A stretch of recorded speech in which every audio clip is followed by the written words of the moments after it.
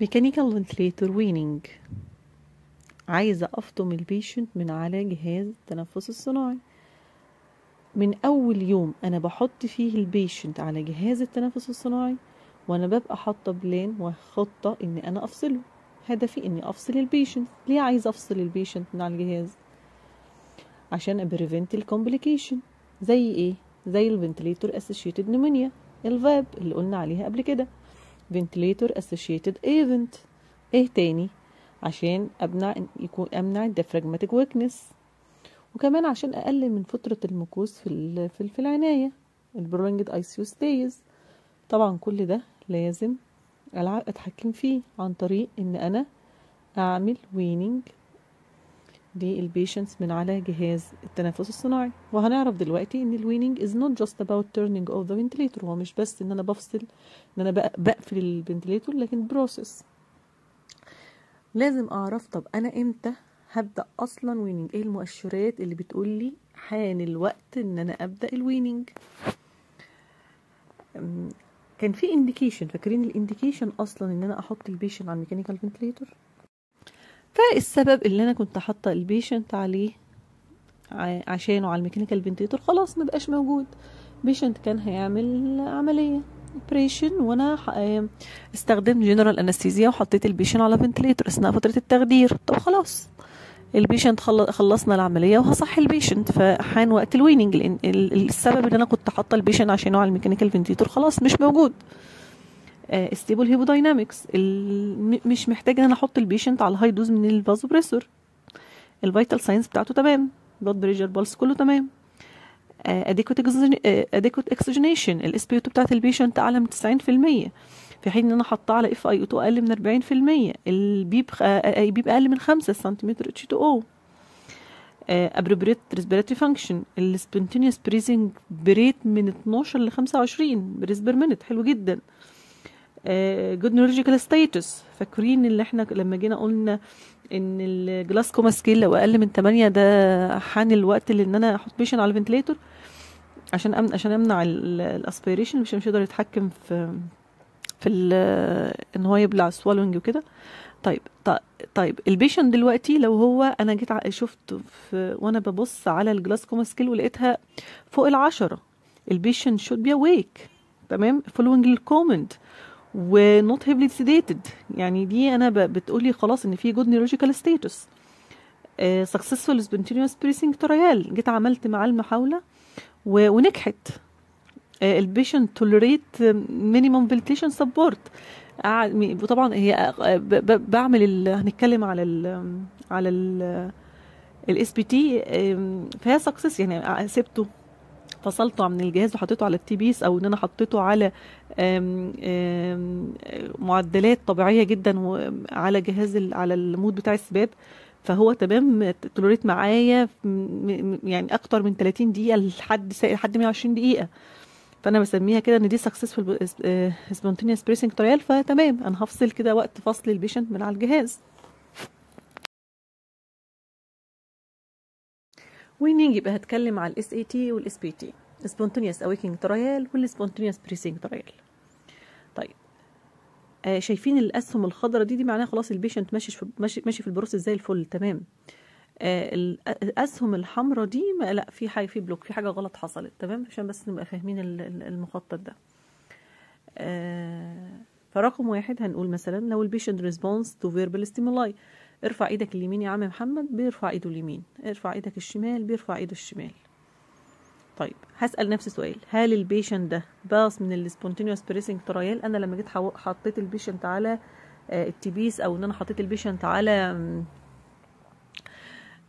سباب مود، وكنت حاطه كل الرينج اللي انا حطاها كنت كانت في نورمال رينج، يعني انا حاطه كل البارامترز كانت في نورمال رينج، والبيشنت قدر يتوليريت لساعتين، تمام. البيشنت بيبريس without any complication for 2 hours، ده نوتيفاي الفيزيشن وكونسيدر اكستوبيشن على طول. طيب انا لما جيت قلت ده الاحتمال الاولاني والمسار اللي انا همشي فيه. طيب لما انا جيت قلت له ارفع ايدك اليمين، ما رفعش ايده اليمين. هدخل تاني بقى اسال السؤال التاني. طب did the patient was spontaneous awakening تريال سيفت سكرين؟ في حاجه اسمها sedation agitation scale هشرحها في الشريحه اللي بعد كده. فانا هشوف لو البيشنت السكور بتاعه 4، السكور بتاعته 3، فانا هكمل بقى. هسال نفسي هل البيشنت ده ممكن ان انا يقعد من غير سيديشن لمده 4 ساعات، من غير اي سيديشن وزاوت اني كومبليكيشن لمده 4 ساعات؟ بنفصل البيشنت. ما قدرش البيشنت قدر خلاص، يبقى انا هجرب السبونتينيوس بريسنج تريال. البيشنت بيقدر ان هو يبريز without any complication لساعتين، notify الفيزيشنز وكونسيدر اكستبيشن. طيب البيشنت مش قادر، ما يقدرش يقعد لمده 4 ساعات without sedation، يبقى انا ساعتها ان انا هكمل السيديشن تاني. ممكن اخلي يعني الفيزيشن بيمشي على الهاف دوز وبيبقى معاه اي بين كيلر، تمام، حسب الفيزيشن اوردر. تمام. ده كده احنا شرحنا السيتوريشن السبونتينيوس اويكينج تريال والسبونتينيوس بريسنج تريال، وده بيبقى بروتوكول موجود في المستشفى، والفيزيشنز والنيرسز بيفولو البروتوكول ده. مطلوب منك ان انت تبحث عن البروتوكول الخاص بالمستشفى بتاعتك لو انت ما انتش عارف. وعموما دي من ضمن برضو الاسئله اللي بتبقى في الانترفيو للناس اللي هي في الكريتيكال ارياز. ممكن المحاور يسألك يقول لك يعني ايه spontaneous awakening trial او يعني ايه spontaneous bracing trial، فخلي بالك.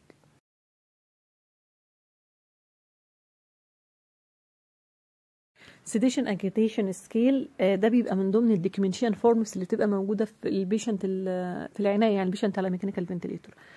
فهي السكور بيبقى من 1 ل7. 7 ده بيبقى dangerous agitation، البيشنت ده يا لهوي بتاع مشاكل عمال يتخانق، عايز يشد التيوب، ممكن يمسك النيرس يضربها، فده بديله سكور 7. 6 فيري اجيتيتد، البيشنت ده مش عايز يهدى خالص، عمال يعض على التيوب، محتاج ان انا احطه على فيزيكال ريسترين. رقم 5 اجيتيتد، البيشنت ده بيبقى عايز يقعد، يعني تلاقيه حاسس بيحاول ان هو يقوم. لو انت جيت هديته كده طب اهدى بيستجيب معاك، لو انت جيت حاولت طب اهدى يعني تديله اوامر فيربال، يعني ان هو ممكن يستجيب فيها معاك. في بقى اللي هو الاربعه ده الحلو ده القلم كوبريتيف اللي احنا بنبدا معاه الويننج، ده بيبقى قلم ايزي اراوزابل، بيفولو للكومنت بتاعتك. رقم 3 بيقولوا عليه سيديتد، ده كده تهزه كده، تصحصحه تهزه كده وتقول له على الاوامر، مثلا ارفع ايدك هيستجيب ليك. فيري سيديتد ده لا، ده يعني عايز بقى بين في الاستيمولاي ومش هيستجيب معاك، مثلا يعني ايه اللي هي حاجات الكوماند البسيطه، الامر البسيطه خالص، مش مصحصح كده، مش مصحصح معاك، تلاقيه نايم ينام منك كده. الانا الراوزابل ده لا، ده مينيمال نو ريسبونس، يعني ده بقى يعني عارفين حالات اللي هي زي حالات البرينستيم ديس دي برينستيم ديس او ديبسيديشن، فهو انت حتى لو بين في الاستيمولاي مفيش، يعني هو نايم بياكل رز مع الملائكه، يعني ديبسيديشن ده. فزي ما انت ملاحظ كده سكور 3 وسكور 4 ده زي الفل معانا، ده هنحاول معاهم السبونتينيوس بريسنج تريال.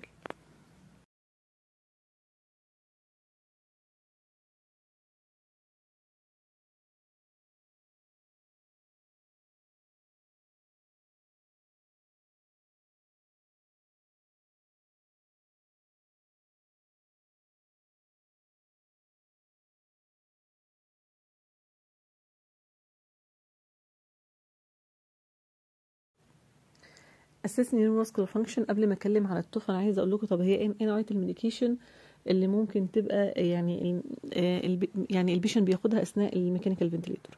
احنا قلنا قبل كده، يعني اتكلمنا عنها قبل كده، قلنا ممكن البيشنت يبقى على سيديشن زي مثلا البروبوفول الميتوزولام، وان احنا قلنا ان احنا بنحتاج عشان قبل ما نعمل ويننج ان نعمل جراديوال ريديوس للسيديشن، وعندي تول بتساعدنا على ده اللي هي ايه، اللي هي السبونتينيوس اويكينج ترايل.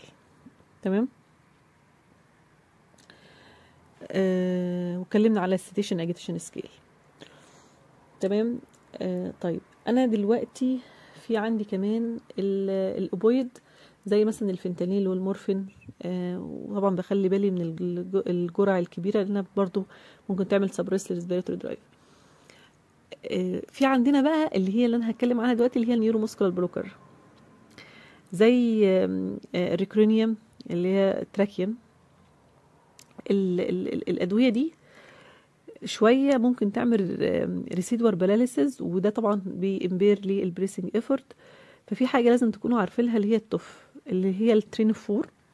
بيبقى فيه كده زي اقطاب كهربائيه بتنحط على نيرف معين زي الالنر نيرف زي ما انتم شايفين، وساعات ممكن على الفيشيال نيرف او البوستيريور تيبيال نيرف. بيتم ارسال كده زي نبضات، بيتم ارسال بالظبط كده 4 نبضات متتاليه ورا بعض، بين كل نبضه والتانيه تقريبا نص ثانيه، بتدينا بمعدل 2 هرتز. انا ببدا اشوف بقى البيشنت، يعني ببص كده على صابع الابهام بيتحرك. لو انا طبعا حاطه الالنر نيرف زي اللي في الصوره دي، بشوفه بيستجيب لكام نبضه من ال4 نبضات. تمام. هو انا عايزاه بالنسبه لي يعني عشان اقول تمام، يعني ان هو يستجيب لنبضتين من ال4 نبضات. فده بس عشان انتوا لو شفتوا التوف لازم تبقوا عارفين ان هو الوظيفه بتاعته ان هو بيأسس للنيورو ماسكولار فانكشن للبيشنت اللي بياخد ايه. لسه انا قايلاها دلوقتي حالا، للبيشنت اللي بياخد نيورو ماسكولار بلوكر. تمام. ايه بقى الفنتليتور مودز اللي انا بستخدمها في الويننج؟ قلناها قبل كده. الاس ام اي في synchronized intermittent mandatory ventilation، البريشر سبورت فنتيليشن البي اس في، الكونتينوس بوزيتيف ايروي بريشر السباب، الانفيزيف سباب، الادابتيف سبورت فنتيليشن الاي اس في، الفوليوم سبورت فنتيليشن البي اس في، البروبورشنال اسيست فنتيليشن. اتكلمنا عن السبونتينيوس بريسنج ترايل، بس انا حابه تشوفوا التي بيس ادابتر. في ناس ما زالت بتستخدمها وفي ناس مش بتستخدمها. عموما اللي بيستخدموها ان هم دي شكلها كده، وبيوصلوا البيشنت بالاي تي تي، ويبدا ان انا امونيتور لل الاس بي او 2 بتاعت البيشنت، الريسبيراتوري ريت، واشوف البيشنت بيستخدم اوكسيلري ماسلز، ان انا بتاكد ان تمام خلاص البيشنت حصل سكسسفول سبونتينيوس بريسنج ترايل من 30 ل 120 دقيقه حسب بروتوكول المستشفى. في اني انا مش بحط التي بيس بس، بحط البيشنت مثلا على مود السباب، ويبقى كلها البارامتر بتبقى في النورمال رينج، وباسس للبيشنت من 30 دقيقه ل 120 دقيقه. فده حسب بروتوكول المستشفى اللي انت شغال فيه. في 3 ترمينولوجيا تسمعهم في العنايه: ويننج بروجريس، ويننج سكسس، ويننج فيلير. ويننج بروجريس لو انت حطيت البيشن على السباب عشان انت عايز تفصله من خلاص قررت الفصل من الفنتليتور، فانا بسميه ويننج بروجريس.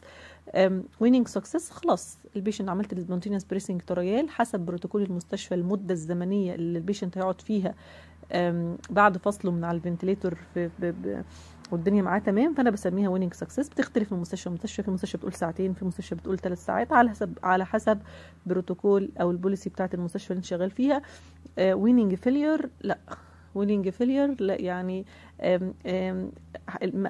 حصل فيلير للسبونتينيوس بريسنج ترايل، او ان الفتره الزمنيه اللي محددها المستشفى ان انا اقدر اقول فيها ويننج سكسس البيشنت ما قدرش يكمل فيها، ورجعت البيشنت تاني على جهاز الميكانيكال فنتليتور. ان شاء الله باذن الله المحاضره هعملها انجليش بس، انتظروني.